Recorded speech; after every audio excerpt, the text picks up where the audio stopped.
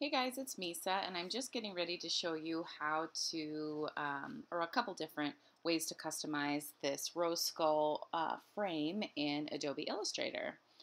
All right, so I'm just getting ready to select and open. I'm going to use this open frame. The file set comes with one that's already got the Happy Halloween and the Trick or Treat united into the frame. So we're going to show you how to do a personalized one.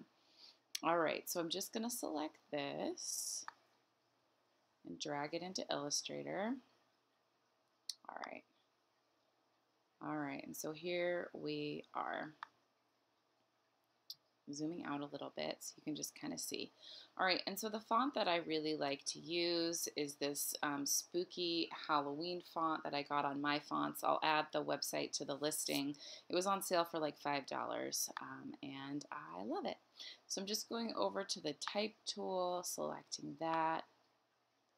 And of course, this isn't, here's my properties, this isn't quite set up. So I'm just going to go and select my font. You could do any script font, would look fine.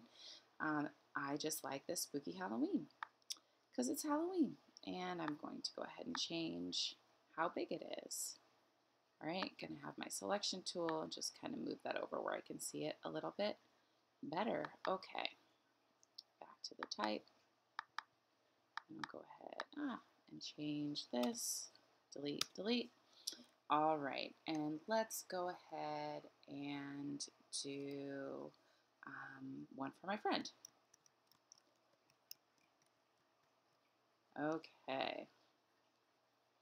Going to go ahead to that arrow there and select it. All right, so I've went ahead and typed out her name, and so then I've got to go down to create outlines and turn this text object into a vector shape. All right, create outlines. I'm going to zoom in a little bit better so we can just kind of see here. Of course, none of these shapes are connected, so we're going to go to the Pathfinder and go ahead and click Unite. All right. The other thing I want to do is just turn this into one solid cut piece. So I need to connect this S to the L. The other thing I like about this font is it's chunky enough that I do not have to monkey with widening it at all. So it's all selected as one group. So I'm going to go ahead and ungroup and then move the S with my arrow keys just over until they overlap a little. Good enough.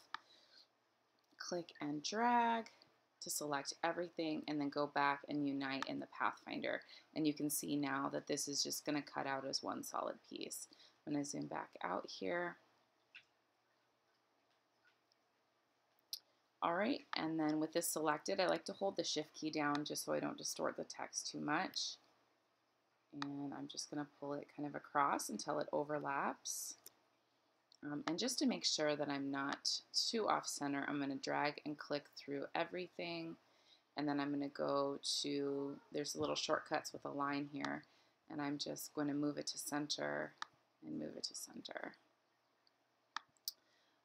I think it can be a little smaller. Going to zoom in here. And now I'm not going to hit Shift. I'm going to let it distort just a tiny bit so I can get it right where I want it. That looks good enough. I have hissing cats in the background. That's fun. They seem to be making a cameo in all of my videos today. Moving this down. So you're also wanting to look out and make sure that there aren't really a ton of fragile spots. So this leaf will attach right here to this part of the S and here, so that looks really good. All right, this R could potentially be a little troublesome. So I'm going to zoom in a little bit and I'm just going to drag it over here. I might actually even move it down a little bit so I can move it more there and then just deal with whatever happens on the other side. I'm just going to scoot it over, I think. Click and scoot. If I'm really worried about it, I can kind of drag it down a little bit. All right. It does take a little finagling, but that's all right. We want it to be strong and not break for your customers, so I think it's worth it. All right, so I'm going to zoom out. Now click and drag through everything again, and then go ahead to the Pathfinder again and click Unite. All right, and it of course added the fill that I had to the text to everything, but I feel like that gives you a nice visual on kind of what your final product will look like. Okay, so and if you wanted to take the fill out, you could just go over here and take the fill out and also add a stroke. There you go. Save as and send to your Glowforge.